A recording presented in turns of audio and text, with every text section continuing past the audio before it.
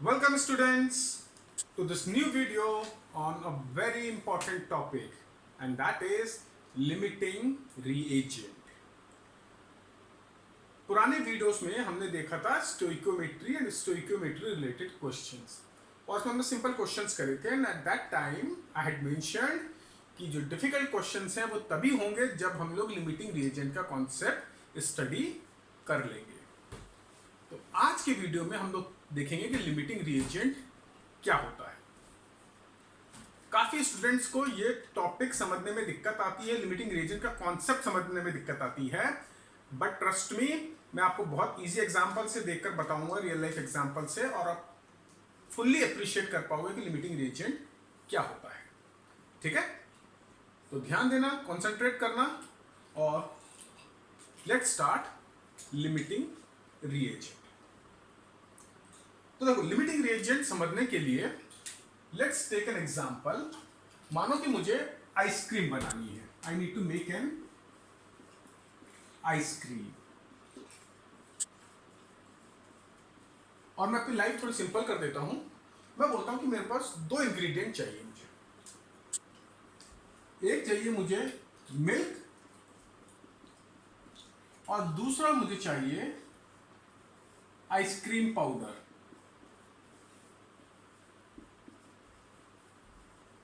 ठीक है, ice cream powder में सब कुछ है, फ्लेवर भी है, शुगर भी है, जो चाहिए आइसक्रीम बनाने के लिए सब कुछ आइसक्रीम पाउडर में है। उसको हमें केवल मिल्क में मिक्स करना है और इन दो को मिक्स करके मैंने फ्रीज कर दिया, तो what I will get is an ice cream, और लेट्स से एन आइसक्रीम।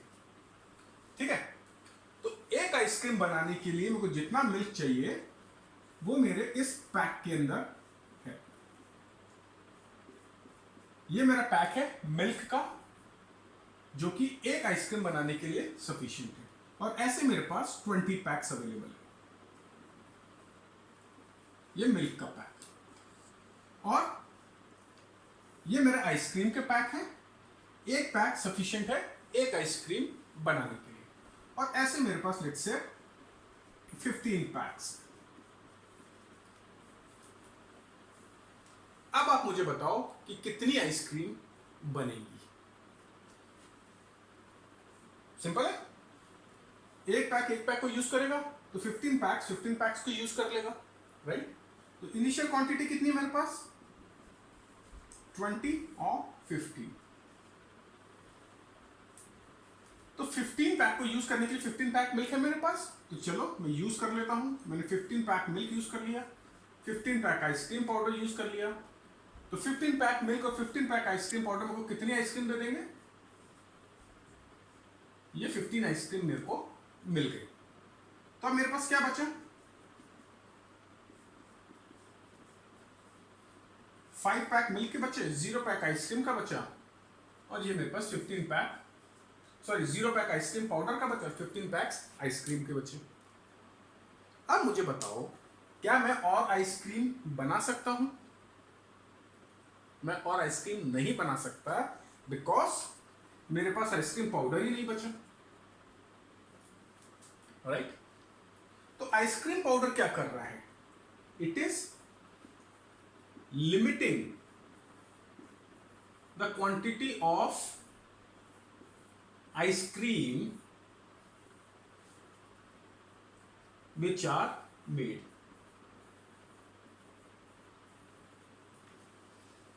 ठीक है ना, क्योंकि मेरे पास 15 पैक ही है आइसक्रीम पाउडर के, तो मैं केवल 15 आइसक्रीम ही बना सकता हूं।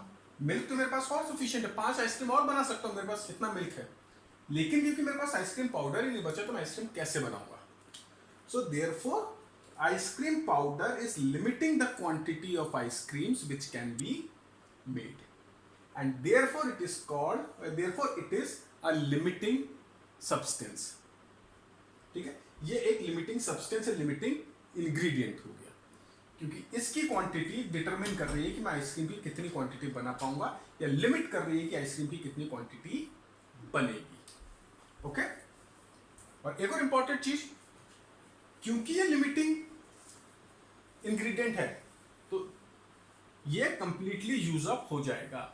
रिएक्शन कंप्लीट होने पे या ये प्रोसेस कंप्लीट होने पे मेरे पास लिमिटिंग इंग्रेडिएंट की क्वांटिटी 0 बचेगी। और जो कि लिमिटिंग रिएजेंट नहीं है, जो लिमिटिंग इंग्रेडिएंट नहीं है, वो बेसिकली क्या बोल सकता हूं, that is present in excess, मतलब greater than required quantity. Excess मतलब बहुत ज्यादा।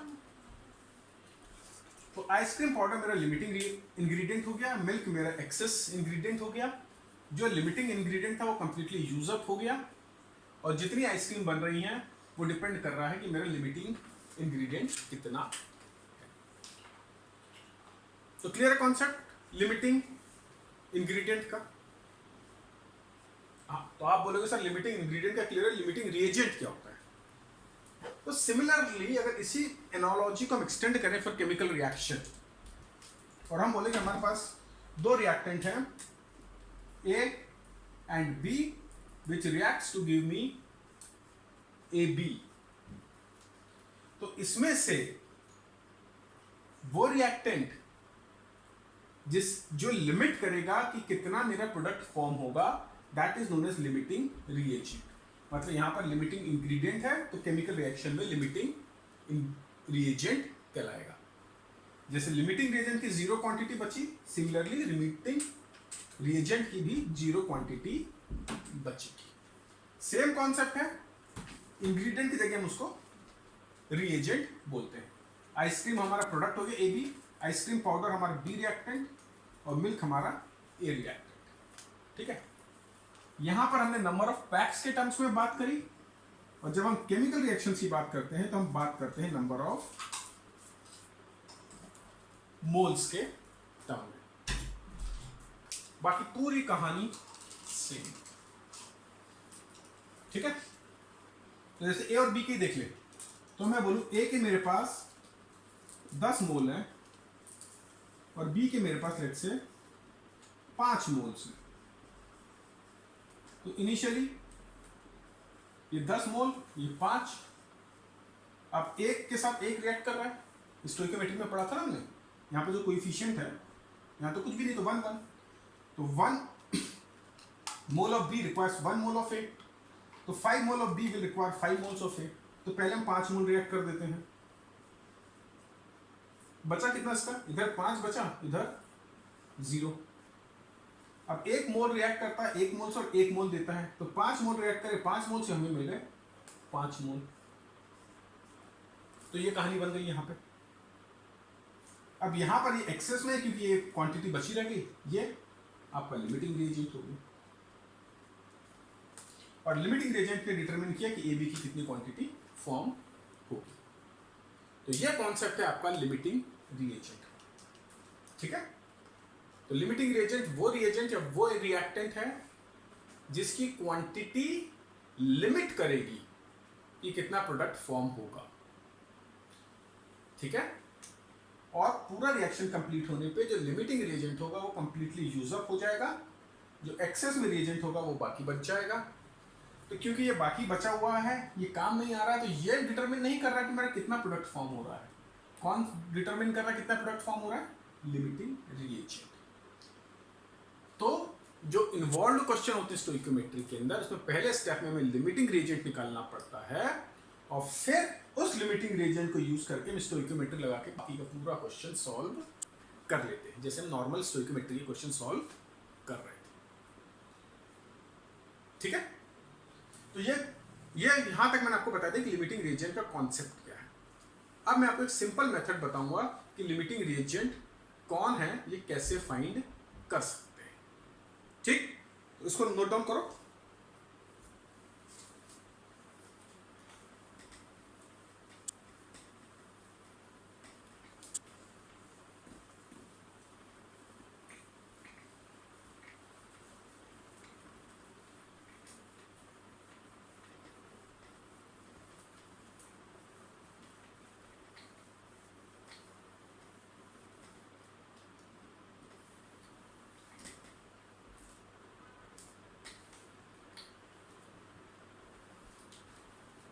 ठीक है, तो अभी तक हमने देखा कि लिमिटिंग रिएजेंट क्या होता है, और आई एम श्योर कि आपको भी ये कॉन्सेप्ट एकदम क्लियर होगा। तो अब हम दूसरे स्टेप पर आते हैं कि कैसे पता करें कि लिमिटिंग रिएजेंट कौन सा होगा from the information which is given to you. तो लेट्स सी।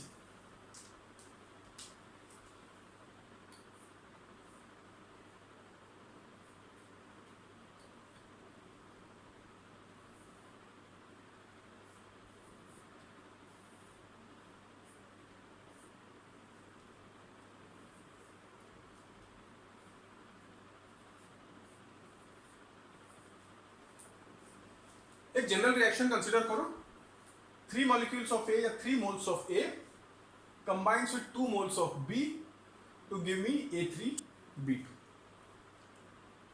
तो कोई भी क्वेश्चन स्टोइकोमेट्री का लिमिटिंग रिएजेंट का सबसे पहले इक्वेशन बैलेंस्ड होनी चाहिए। तो ये मैंने इक्वेशन बैलेंस्ड फॉर्म में ही लिखी, ठीक है। तो अब आपको लिमिटिंग रिएजेंट पता करना है, तो सबसे पहले आपको क्या करना पड़ेगा कि step 1, find the number of moles of each reactant.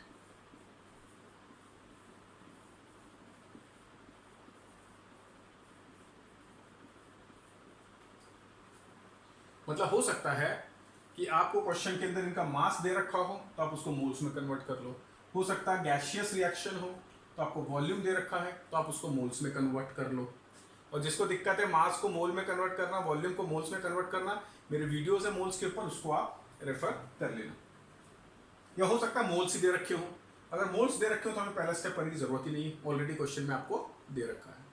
तो जिसने भी क्वेश्चन बनाया वो बहुत ही क्या बोलेंगे, बहुत ही दयालु किस्म का इंसान था, उसने बोला कि आपकी चलो मेहनत हम थोड़ी कम कर देंगे।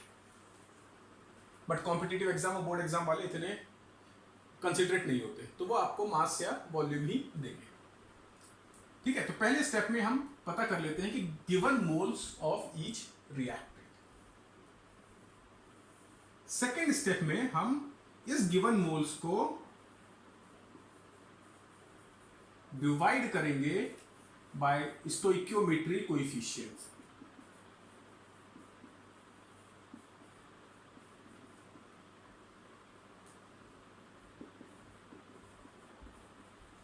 और थर्ड स्टेप में यहां पर जो हमें वैल्यू मिल रही है, let's call this value y, तो जिसके लिए y सबसे कम है, okay, that is the limiting reagent. Smallest y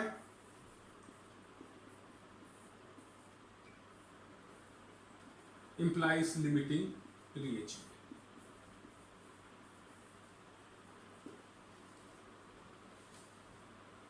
ठीक है, चलो करके देखते हैं इसको। सबसे पहले सबसे सिंपल कि मैंने आपको नंबर ऑफ मोल्स ही दे दिए, तो गिवन मोल्स हैं आपके 10 मोल्स, 8 मोल्स आपको दे रखे कि ए के आपके पास 10 मोल्स है और बी के आपके पास 8 मोल्स है, और आपसे पूछा कि लिमिटिंग रिएजेंट क्या है। तो फर्स्ट स्टेप ऑलरेडी डन, दिया हुआ है। सेकंड स्टेप, इस मोल को हमें किससे डिवाइड करना है, स्टोइकियोमेट्री कोएफिशिएंट से। तो ए के मोल्स 10 है तो 10 के स्टोइकियोमेट्री कोएफिशिएंट से डिवाइड किया 10/3। 8 को हमने डिवाइड किया 2 से, तो ये आ गया 4, और ये कितना आएगा, दिस विल बी 3.33। तो ये हमारा सेकंड स्टेप कंप्लीट हो गया। कौन सी वैल्यू छोटी है, 3.33 और 4? Obviously 3.33 is smaller, so this becomes my limiting reagent। तो इस केस में मेरा A limiting reagent हो गया। आया समझ में? हमने नंबर ऑफ मोल्स निकाल लिए दोनों रिएक्टेंट के, हमें दिया हुआ था इसलिए स्टेप करने की जरूरत नहीं पड़ी। हमने मोल्स को उसके रिस्पेक्टिव स्टोइकियोमेट्रिक कोएफिशिएंट से डिवाइड किया। A का स्टोइकियोमेट्रिक कोएफिशिएंट 3, B का 2, तो ये आया 3.33, ये आया हमें 4। कौन सा छोटा है, 3.33, तो ये हमारा लिमिटिंग रिएजेंट हो गया। तो ये सिंपल स्टेप है जिससे आप निकाल सकते हो कि आपका लिमिटिंग रिएजेंट कौन सा है, ठीक है। चलो इसी क्वेश्चन को थोड़ा मुश्किल बना देते हैं। अब आपको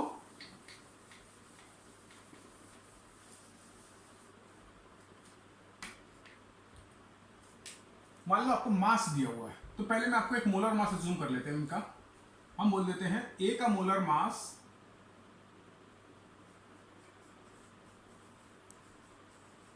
ए का मोलर मास लेट से 20 है और बी का मोलर मास लेट से 10 है, ठीक। मतलब ए का मॉलिक्यूलर वेट 10 है, बी का मॉलिक्यूलर वेट, सॉरी, ए का मॉलिक्यूलर वेट 20 है, बी का 10 है। अब हमें दे रखा है गिवन मास,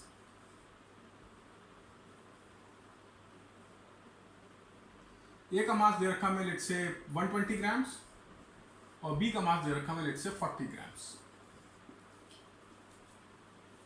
और अब हमें निकालना है कि लिमिटिंग रिएजेंट क्या है। तो अगेन हम 3 स्टेप फॉलो करते हैं। Find the number of moles of each reactant. तो नंबर ऑफ मोल्स क्या होता है, N is equal to W upon M, या W given mass, M molar mass. तो ये हो गया 120 अपॉन 20 यानी 6 मोल्स, ये हो गया 40 अपॉन 10 यानी 4 मोल्स। तो हमारा पहला step complete, number of moles हमने निकाल लिए। अब हम उसको डिवाइड करेंगे स्टोइकोमेट्रिक कोएफिशिएंट से। तो 6 को डिवाइड किया 3 से तो आया 2, 4 को डिवाइड किया आया 2। दोनों की क्वांटिटी सेम, मतलब ये दोनों में से कोई भी लिमिटिंग नहीं है, ये परफेक्टली इन ऑर्डर है, मतलब दोनों के दोनों कंप्लीटली रिएक्ट हो जाएंगे। चलो इसी को थोड़ा सा डिफरेंट कर देते हैं, इसको हम 30 कर देते हैं। तो ये हो जाएगा 30 upon 10 which is equal to 3 moles. अब हम इसको स्टोइकोमेट्रिक कोएफिशिएंट से डिवाइड किया तो 3 अपॉन 2 कितना हो गया 1.5। किसी क्वांटिटी कम है 1.5 कम है, तो ये हमारा लिमिटिंग रिएजेंट हो गया, ठीक है। तो इस तरीके से हम लिमिटिंग रिएजेंट पता कर सकते हैं। और भी तरीके हैं, सिंपल तरीके भी हैं। मतलब अल्टीमेटली हम लोग कर क्या रहे हैं, अगर हम देखें इस पूरी चीज को, तो अगर मैं सिंपल टर्म्स में बोलना चाहूं तो क्या हो रहा है, इधर देखो आप, ये तो क्लियर है ना। देखो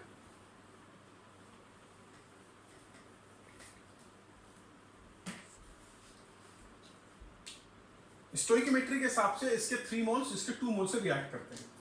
तो यही चीज अगर मेरे को मास में रिप्रेजेंट करनी है तो मैं क्या बोलूंगा, इसका कितना मास रिएक्ट करता है 3 इंटू 20, ठीक है। 3 इंटू 20 कितने मास से रिएक्ट कर रहा है 2 मोल से, यानी 2 इंटू 10 से, यानी 60 ग्राम रिएक्ट कर रहा है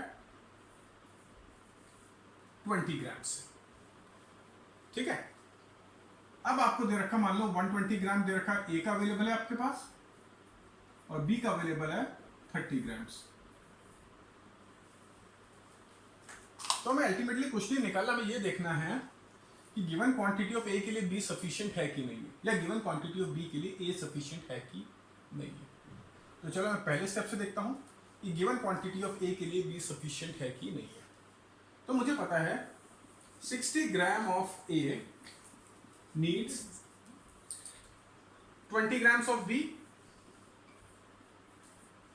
So 1 gram of A needs 20 upon 60 grams of B. और मेरे को A की क्वांटिटी कितनी दी है 120, which implies 120 gram of A needs 20 upon 60 into 120, which is equal to 40 grams. तो 120 ग्राम को चाहिए 40 ग्राम्स ऑफ बी, लेकिन अवेलेबल कितना है केवल 30। तो उसका मतलब है कि बी इनसफिशिएंट क्वांटिटी में प्रेजेंट है, यानी बी तुम्हारा लिमिटिंग रिएजेंट है, ठीक है। ये जो चीज है और ये चीज एग्जैक्टली सेम है। देखो ये क्या हो रहा है, ये 20 अपॉन 60 इंटू 120 क्या था, इसमें हमने क्या किया था, गिवन मोल्स निकाले थे हमने सबसे पहले, तो हमने निकाल लिया था 60 अपॉन 120 अपॉन 20, ठीक है, 120 अपॉन 20, और बी के निकाल लिए थे हमने 30 अपॉन 10, ठीक। और फिर हमने स्मॉलेस्ट कंपेयर कर लिया। स्मॉलेस्ट कैसे कंपेयर करेंगे, इन दोनों को अगर तुम मल्टीप्लाई करके निकालोगे तो तुम्हारा स्मॉलेस्ट आ जाएगा। तो बेसिकली ये जो चीज मैं कर रहा हूं और ये चीज है दोनों एग्जैक्टली सेम। आपको जो चीज इजी लगे आप उसके हिसाब से कर सकते हो। ठीक, चलो, तो अब हमने देख लिया कि लिमिटिंग रीजेंट क्या होता है और लिमिटिंग रीजेंट हम कैसे पता करते हैं। अब हम कुछ क्वेश्चन सॉल्व करेंगे जिसके अंदर हमें लिमिटिंग रीजेंट निकालना होगा, उसके बाद जो भी पार्ट दिया उसको सॉल्व करना होगा। ठीक है, तो लेट्स स्टार्ट। तो एक एग्जांपल देखते हैं। सबसे पहले सिंपल सा question, question number 1, a plus b2 gives me ab2। ये आपकी इक्वेशन है। पहला स्टेप है इक्वेशन को बैलेंस करना, तो बैलेंस्ड है, कोई दिक्कत नहीं। अब आपको दे रखा है you need to find the limiting reagent for each of these cases. Find limiting reagent for A, you are given 100 moles of A and 150 moles of B.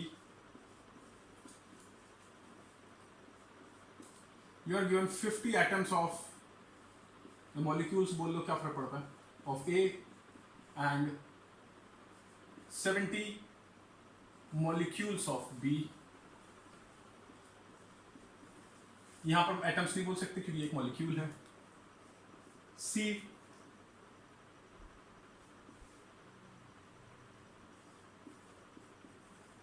Hundred atoms of A and 100 molecules of B. तो ये आपको case दे रखे हैं, ये equation दे रखी है और आपको पता करना limiting reagent for each of these cases. ठीक है, बहुत सिंपल सा क्वेश्चन है, एकदम जो बोलते हैं ना केक वॉक। देखते हैं, पहला आपको गिवन है 100 moles of A and 150 moles of B. इसमें तो आपको कुछ करने की जरूरत भी नहीं है, मतलब मेथड भी यूज करने की जरूरत नहीं है, पर यहाँ क्लियरली हम स्टोइकोमेट्री से बता देते हैं। एक मोल ए को चाहिए, एक मोल बी का, एक मोल ए को चाहिए, एक मोल बी का, 100 मोल ए को चाहिए, 100 मोल बी का। आपके पास कितने मोल्स अवेलेबल है? 150। तो 150 मोल्स को चाहिए तो 150 मोल्स ए का, वो तो अवेलेबल नहीं है, तो लिमिटिंग रिएजेंट आपका ए है। जब मैं मेथड कर उससे देखना है तो देख लो, नंबर ऑफ मोल्स दे रखे हैं 100, 150, स्टोइकोमेट्री से डिवाइड किया आपने, तो उसको 1 से डिवाइड किया, इसको भी 1 से डिवाइड किया, कौन सा छोटा है? ए छोटा है, तो ए बिकम्स द लिमिटिंग रिएजेंट। ये देख लो ए और बी को किस रेशियो में रिएक्ट हो रहा है, 1:1।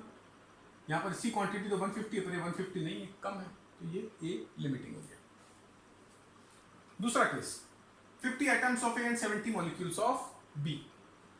ए तो एक ही एटम से बना था, एटम मॉलिक्यूल इसलिए सेम है, तो अगेन क्लियर है, एक एटम को एक मॉलिक्यूल चाहिए या एक मॉलिक्यूल को एक एटम चाहिए। यहाँ पर 70 मॉलिक्यूल है तो 70 एटम्स होने चाहिए थे, बट एटम्स कितने? 50, तो अगेन एक ही क्वांटिटी कम है, जितनी चाहिए उससे कम है। हमारे मेथड से करना है तो एटम्स, मॉलिक्यूल्स, मोल्स एक जैसे होते हैं, उसमें कोई कुछ करने की जरूरत नहीं है। सिंपल कुछ नहीं, 50 को 1 से डिवाइड कर दो, 70 को भी 1 से डिवाइड कर दो, ये छोटा है, ये आपका आ गया। थर्ड केस में देखो, 100 को 1 से डिवाइड कर दो, 100 मॉलिक्यूल को 1 से डिवाइड कर दो, 1, दोनों 1 1 आ रहे हैं, मतलब दोनों के दोनों परफेक्ट रेशियो में है, कोई भी लिमिटिंग नहीं है, सो नो लिमिटिंग रिएजेंट।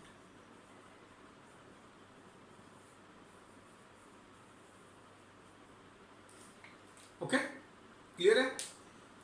तो जिसको दिक्कत हो रही है वो मेथड यूज करके कर ले, जो इक्वेशन देखकर ही बता सकता है इन चीजों में मोल्स जब दिए हों तो आप डायरेक्टली भी लिख सकते हो। ठीक है, चलो नेक्स्ट क्वेश्चन देखते हैं।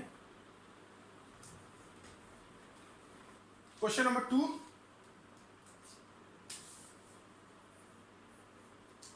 तो ये हम रिएक्शन देखेंगे, इसके अंदर फॉर्मेशन ऑफ अमोनिया वाला रिएक्शन कंसिडर करेंगे। तो फॉर्मेशन ऑफ अमोनिया का रिएक्शन क्या होता है? N2 plus H2 gives me NH3। ठीक है, ये आपका रिएक्शन है, and you are given that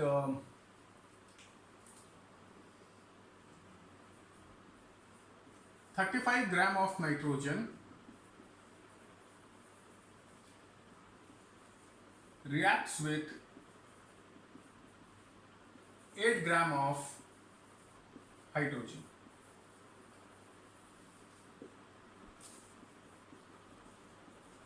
find the quantity of ammonia form.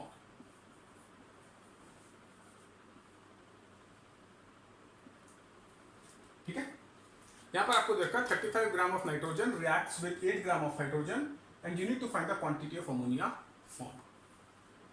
तो बेसिक स्टोइकोमेट्री का क्वेश्चन है, लेकिन आपको सबसे पहले देखना पड़ेगा कि इसमें कोई लिमिटिंग रिएजेंट तो नहीं है।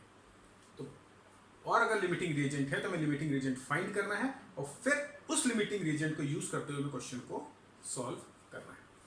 तो चलिए फर्स्ट स्टेप करते हैं, लिमिटिंग रिएजेंट फाइंड करते हैं, जो कि आप सबको आ गया है। तो ये मैं इक्वेशन फिर से लिख लेता हूं, N2 plus H2 gives me NH3। पहला स्टेप क्या होना चाहिए सर? नंबर ऑफ मोल्स निकाल लेते हैं। नहीं, पहला स्टेप होना चाहिए इक्वेशन को बैलेंस करना। तो सबसे पहले इक्वेशन को बैलेंस करो। तो ये इक्वेशन अब आपकी बैलेंस हो गई। अब आप नंबर ऑफ मोल्स निकालो, ठीक है? तो 35 gram of ammonia, sorry 35 grams of nitrogen कितने रहेंगे? 35 divided by molar mass of ammonia क्या होता है? N is equal to W upon N। Hydrogen में कितने रहेंगे? 8 डिवाइडेड बाय 3। तो देखें कितना आता है? 7 4 ज़ा 7 5 ज़ा, ये आ गया रफली 1.25 और ये आ जाएगा आपका 2.67। तो ये नंबर ऑफ मोल्स आ गए आपके। सॉरी, क्या करा मैंने स्टोइकोमेट्रिक कोएफिशिएंट डिवाइड कर दिया, मेरे को मोलर मास से डिवाइड करना था। तो 8 डिवाइडेड बाय 2, ये नंबर ऑफ मोल्स आ गया 1.25 और 4। तो स्टेप 1, स्टेप 2 में इनके स्टोइकोमेट्रिक कोएफिशिएंट से डिवाइड करूं।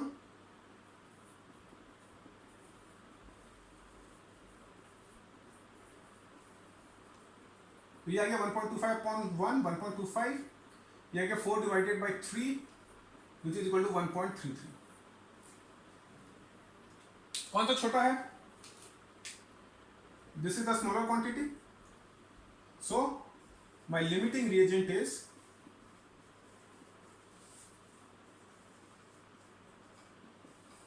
नाइट्रोजन।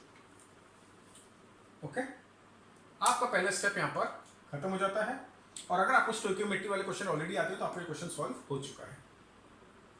ठीक है, चलिए अब मैं आगे का पार्ट सॉल्व करता हूं।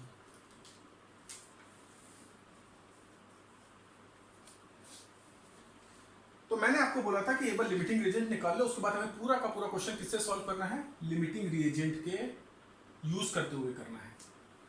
तो चलिए हम लिमिटिंग रिएजेंट को यूज करते हुए करते हैं।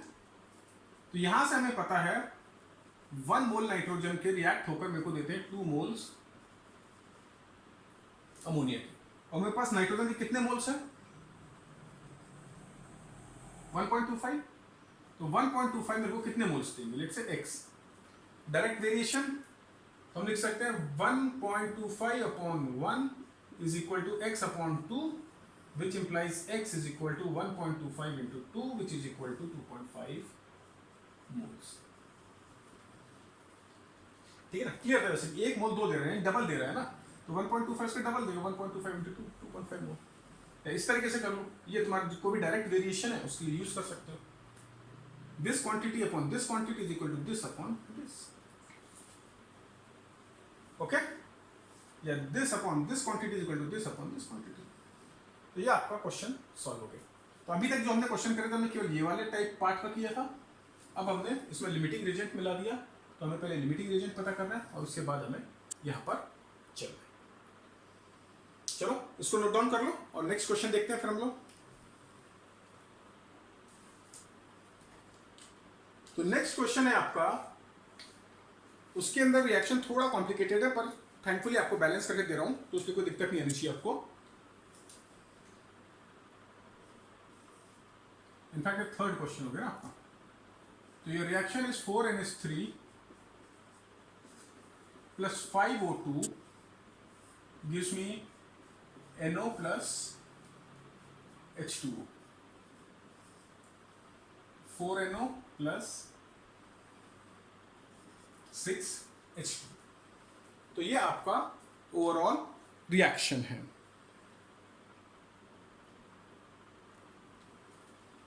Okay, and you are given 3.4 gram of ammonia is made to react with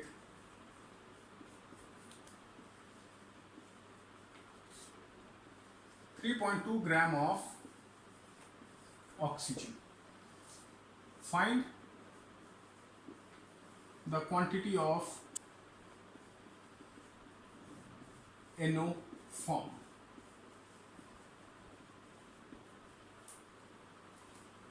ठीक है, एग्जैक्टली सेम है जो हमारा पिछला क्वेश्चन था. सबसे पहले हम नंबर ऑफ मोल्स निकालें, फिर हम लिमिटिंग रिएजेंट निकालें. लिमिटिंग रिएजेंट निकल जाएगा तो उसके बाद हम क्वांटिटी ऑफ NO फॉर्म निकाल सकते हैं. ठीक है, आप करोगे खुद से. चलो एक लास्ट क्वेश्चन मैं कर देता हूं आपके लिए, उसके बाद बाकी क्वेश्चन आप अपनी बुक से सेल्फ करेंगे, खुद से ट्राई करेंगे. तो चलो नंबर ऑफ मोल्स निकाल लें पहले. अमोनिया की 3.4 अपॉन अमोनिया का मॉलिक्यूलर वेट कितना होता है? 3 + 14 17. ऑक्सीजन के नंबर ऑफ मोल्स 3.2, इसका मॉलिक्यूलर वेट 32. तो ये हो गया हमारा 0.2 और ये हो गया 0.1. तो ये हमारे नंबर ऑफ मोल्स आ गए. इसके बाद हमें निकालना है लिमिटिंग रिएजेंट क्या है. तो डिवाइड कर ले हम, डिवाइडिंग बाय स्टोइकोमेट्री कोएफिशिएंट. मैं स्टोइकोमेट्री नहीं लिखा. तो 0.2, इसका स्टोइकोमेट्री कोएफिशिएंट क्या है अमोनिया का? 4. ऑक्सीजन का 5. चलो देखिए भैया कौन सा छोटा आ रहा है. वैसे दिख कर ही पता चल रहा है कौन सा छोटा आने वाला है. 0.05 और ये हो गया 0.02. कौन सा छोटा है? ये आपका 0.02 छोटा है. तो my limiting reagent is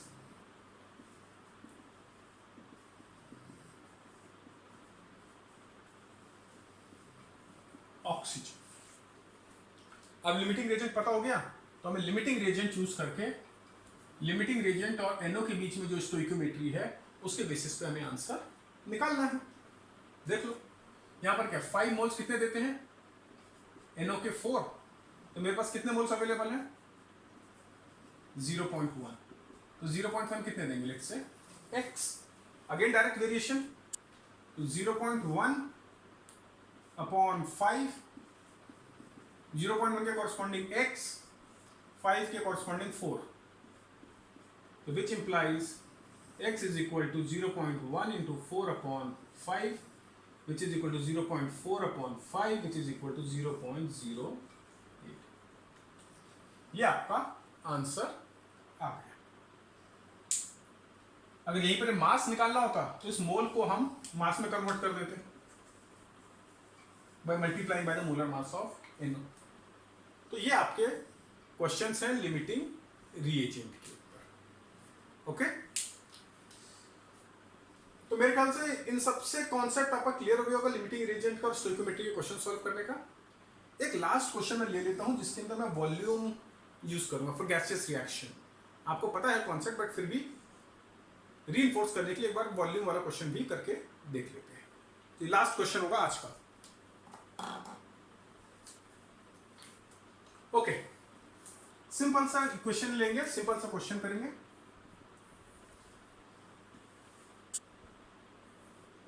H2 plus O2 gives me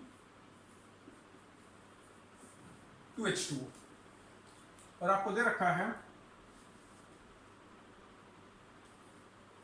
224 liter of hydrogen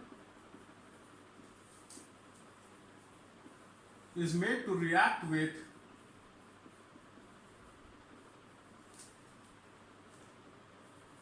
3 326 liter of oxygen. Find the quantity of H2O form.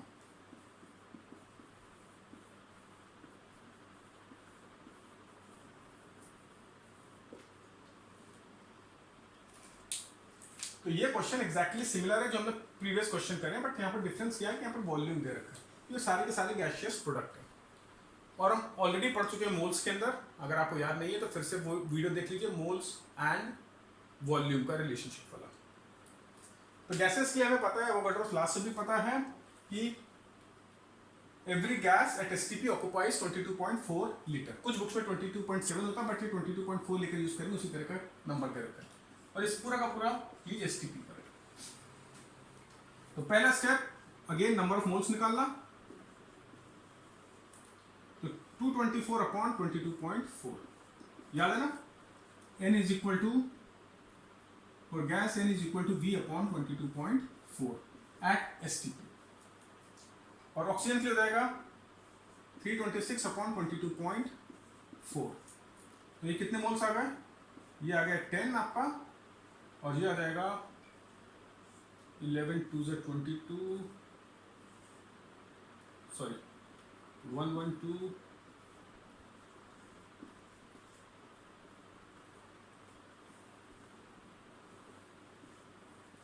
ये आएगा पर 15 मोल्स।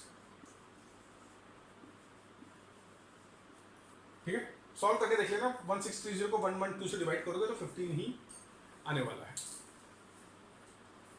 तो हमने नंबर ऑफ मोल्स निकाल लिए। अब लिमिटिंग रीजन निकालना है, तो डिवाइडिंग बाय स्टोइकियोमेट्री कोएफिशिएंट। 10 को डिवाइड किया 2 से 5, 15 को डिवाइड किया 1 से 15। कौन सा कम है क्वांटिटी में, कौन सा नंबर छोटा है? ये आपका छोटा नंबर है, so this becomes your limiting reagent. तो limiting reagent is हाइड्रोजन। तो अब हम हाइड्रोजन लेकर क्वेश्चन को सॉल्व कर लें। यहां पर हमें पता है 2 मोल हाइड्रोजन के, 2 मोल दे रहे हैं वाटर के। हमारे पास कितने मोल्स हैं अवेलेबल हाइड्रोजन के? 10 मोल्स। तो 10 मोल्स कितना देंगे? क्लियर है, 2 दे रहे तो 10 देंगे। ठीक है ना, या 10 upon 2 is equal to x upon 2, 2 से 2 which equal x is equal to 10 moles. और मास कितना होंगे? 10 इंटू 18, वाटर का मास 18, तो 180 ग्राम्स। ये लीटर के टर्म्स में, वॉल्यूम के टर्म में कितना हो जाएगा? अगर वाटर वेपर है तो 10 मोल्स यानी 22.4 इंटू 10 224 लीटर। इस तरीके से क्वेश्चन सॉल्व होता है। ठीक है, तो यहां पर हम लोग ये लिमिटिंग रीजन का डिस्कशन एंड करेंगे। लिमिटिंग रीजन के अंदर जो चीज आपको पता होनी चाहिए वो मैंने सब कुछ इस वीडियो में एक्सप्लेन करी है कि लिमिटिंग रीजन होता क्या है, उसे निकालते कैसे हैं, और फिर क्वेश्चन कैसे सॉल्व करने हैं। क्वेश्चन सॉल्व करने के लिए पहला स्टेप नंबर ऑफ मोल्स निकाल लो, फिर आप लिमिटिंग रीजन निकाल लो। लिमिटिंग रीजन निकालने के लिए हम उसकी स्टोइकियोमेट्रिक कोएफिशिएंट से डिवाइड करते हैं। जो छोटा नंबर है वो लिमिटिंग रीजन, फिर लिमिटिंग रीजन लेकर स्टोइकियोमेट्री लगाओ और आंसर निकाल लो। मास दिया तो पहले मास को मोल में कन्वर्ट करो, उसके मोलर मास से डिवाइड करके। वॉल्यूम दिया है एसटीपी पे, तो उसको 22.4 से डिवाइड करके नंबर ऑफ मोल्स निकाल लो। तो ये है, मुझे नहीं लगता कि इसमें कोई बहुत ज़्यादा दिक्कत है। कॉन्सेप्चुअल प्रॉब्लम आती है बच्चों को, और कॉन्सेप्ट क्लियर नहीं होता तो आखिर तक स्ट्रगल करते रहते हैं। तो यू मेक श्योर कि आपका कॉन्सेप्ट क्लियर हो लिमिटिंग रीजन का, उसके बाद पूरी चीज एकदम सिंपली फ्लो करेगी। तो वीडियो को ध्यान से देखें, क्वेश्चन सॉल्व करें और एडिशनल क्वेश्चन बनाएं अपनी बुक में से या नेट से ढूंढ के या किसी रेफरेंस बुक से ढूंढ के। एटलीस्ट 8 to 10 क्वेश्चंस करें इस टॉपिक के ऊपर, वो कर लोगे आपका ये लिमिटिंग रीजन टॉपिक एकदम क्लियर होगा। तो that's it from me for this video. I hope you enjoyed this video and we will be back soon with a new topic. So till then, have a good time.